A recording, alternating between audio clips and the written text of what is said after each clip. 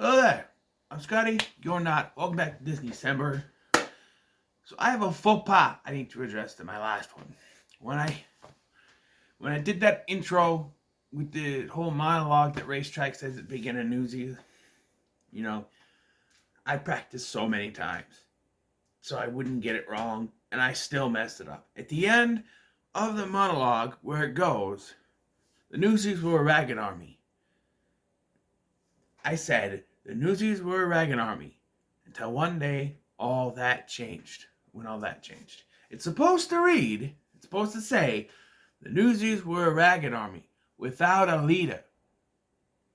Until one day when all that changed. I forgot the without a leader part. But we're not talking about Newsies anymore. We're talking about The Sword in the Stone, another one of my childhood favorites that I grew up with, and I still like it. But, watching it this time, the title, The Sword in the Stone, why is it called that?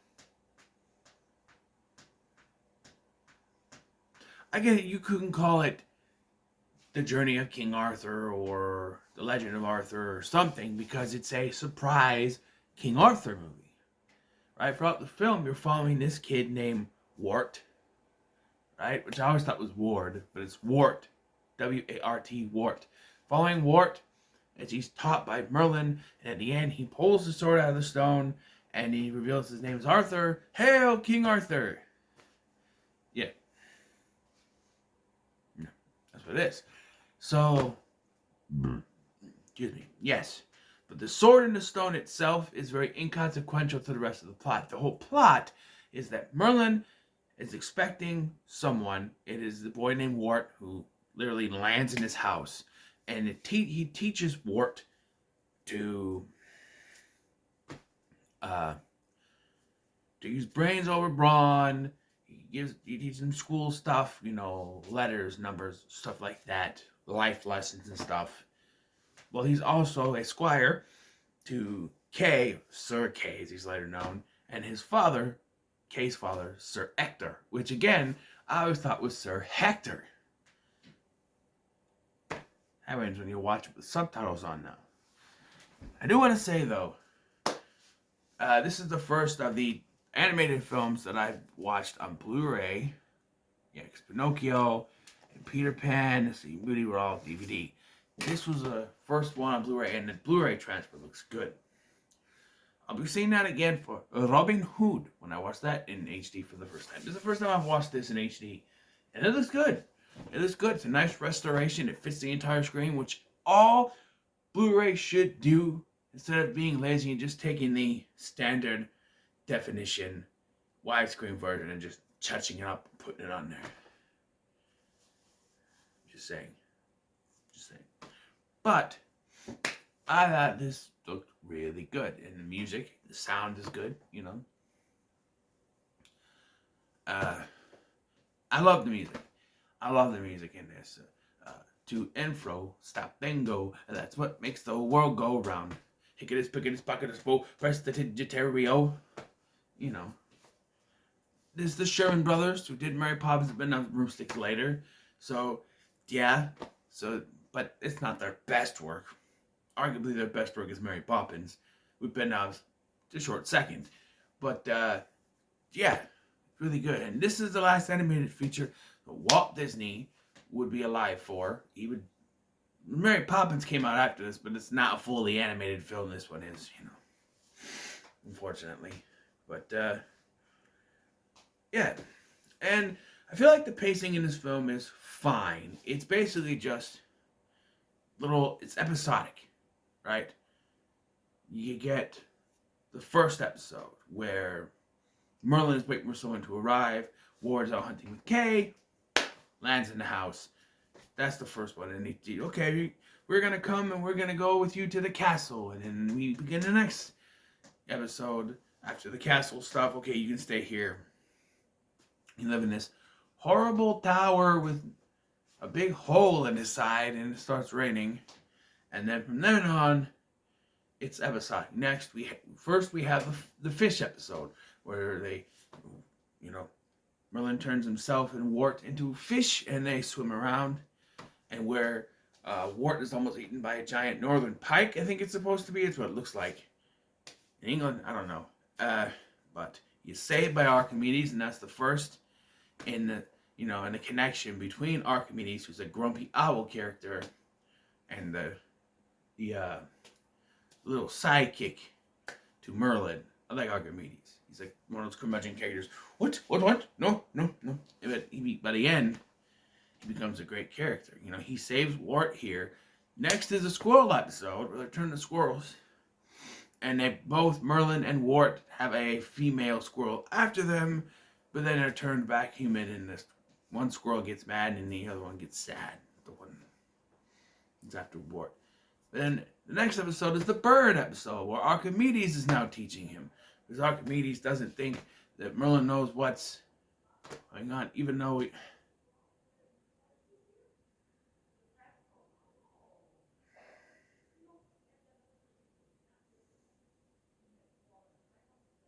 it's been known that Merlin somehow can see the future, but we're not exactly sure. But Archimedes takes over here and shows him how to fly and everything. And then they're attacked by a giant bird. The squirrel one is one where we're not really in immediate danger. And then the movie takes a sharp turn down, not in quality, but just literally down, as Wart is a bird trying to escape. Shut up. Wart is a bird, lands in another house, which I thought initially you think is Merlin's house. So Merlin's going to be there. But no, it's Madame Mim, who's the villain of the movie, who has no build up to her, and she only shows up here. That's it.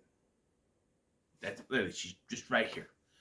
And she shows up, and then when she learns that the bird Wart is with Merlin, she just says, I'm going to destroy you. And Merlin shows up, and they have a magic battle where they say, only animals that are real animals, no dragons, no disappearing, and no cheating. Mim breaks all those rules because she disappears. She cheats by disappearing, and she turns into a giant dragon. So she cheats, but Merlin is able to get rid of her by knocking her off a glyph. No, that's what she turns into the dragon. How does he get rid of her?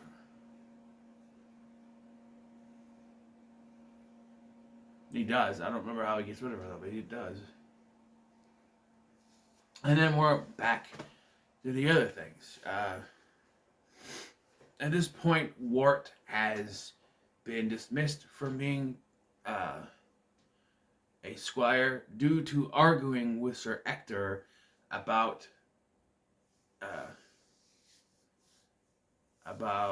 Merlin's magic. Sir Ector thinks it's black magic, but Wart says it's not. They argue, he gets into demerits, and then finally says, you're not squire anymore. Hobbs is squire. I don't think we ever see who Hobbs is. But then Hobbs gets the mumps, and it's never directly said whether or not Merlin gives him the mumps. Because he acts so nonchalant about it. I'm going to be it. But judging by his reaction, I don't think he did. I think it's just a part of it's his destiny. So he comes, the squire, he tells Merlin, and Merlin's like, well, blow me to Bermuda. So he gets rocket shipped up and out of the tower. And where'd he go? Bermuda, I suppose. Bermuda, I suppose. Bermuda, I suppose. And, yeah, Merlin's gone for almost the rest of the movie. And then we get to the Sword and the Stone part, because they go to London, and they do it's for a jousting tournament, which, how was that ever a sport? If you don't joust one off, you both land off. If you joust and you both land off the horse, then you have to use swords. Which, to me, that kind of takes away the whole jousting thing. So, I think if you land, it's a no contest, and you should get up and try it again. Barbaric times. But wouldn't you know it, Wart forgot Kay's sword. So they gotta go find one, but they gotta go back to the inn to get it. The inn is closed. So where do they go? Oh, there's this random sword sitting in an anvil right in the square. And he pulls it off, and there's he pulls it out. And it's marked on there. And one thing I can say about this part is that him pulling it out of the stone and no one there with Archimedes to see it kind of takes away from it. Yes, they go back and they put it back in the sword and they demonstrate to you that even though it's put back in the sword, everyone else still can't pull it out, but Wart is able to. I just feel like Wart should have, like, his first time pulling out the sword should have been in front of everybody, not just Archimedes. And talking about Archimedes, the fact that Archimedes goes from not wanting anything to do with the boy at the beginning to going with him to London, even though he never wanted anything to do with him, and that was Merlin's thing, he goes with him. What does that say? And even after Wart becomes the king, he's still with him. So he has become Wart's friend. This is where it's revealed that Wart's real name is Arthur. Hail King Arthur. And then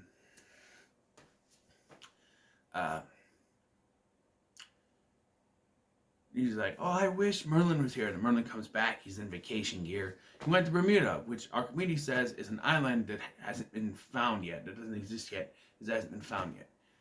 And so he's talking about, then Merlin comes back, talking about the 20th century.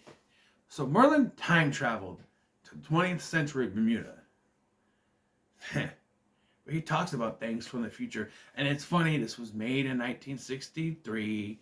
So it tells stuff from modern convenience of that time. So you can mess with it. Like Merlin can see the future because we as writers can write that in there. So it's something. One thing that you will notice watching this that I had never noticed before. Wart's voice changes quite a bit. There are times when it's the little kid's voice. There are times when it's very much going through puberty and squeaky. And there are times when it's gone through puberty and no longer squeaky. And that's because the original voice actor was going through puberty. And due to this, the director brought in his two young sons to help record the voice. However, first of all, none of the voices are British. He has an American-sounding voice, despite everyone else sounding British. He has an American, oddly Brooklyn-sounding American voice. All of them. Even though I can do a British voice. Sort of. But, yeah. I don't know. It's very weird. But yeah, so if you ever watch this and the voice is sounding weird, that's why. Yeah, overall, I enjoyed this movie. I still think it's pretty good. But keep in mind going in that Sword in the Stone is the title of the movie. But it's not about that. It basically just caps off the movie. It just bookends the movie. That's what it is. Bookends the movie. They explain the lesson at the beginning, and then they forget all about it until the end when he pulls it out. That sounds wrong. When he pulls it out, zip. No, but yeah, just yeah. But I'm still gonna give it a pretty good because I still enjoy this. One of my childhood favorites. I just now as an adult see the story structure. It's called Sword in the Stone, but the Sword in the Stone is not even secondary. It's furthest of your mind. Like if you start off with the Sword in the Stone legend and you're watching through this, you forget about it until they see it again. It's like, oh yeah, that. It's not built up. Imagine if this movie started with Wart pulling the sword out, and then Merlin guides him on how to be a king, and we cut through all the years as he grows up. Then the puberty thing would have worked. But who knows? But as it is, I think it's decent. Pretty good. So, what are your thoughts on the Sword of Stone? No one comments below. Sure, like, share, subscribe. And next is we're in the back in the live action movies again. And I think it's time to take a trip with a little baseball film. Okay? Till then, thanks for watching. I've been Scotty. I'll see you in the next one.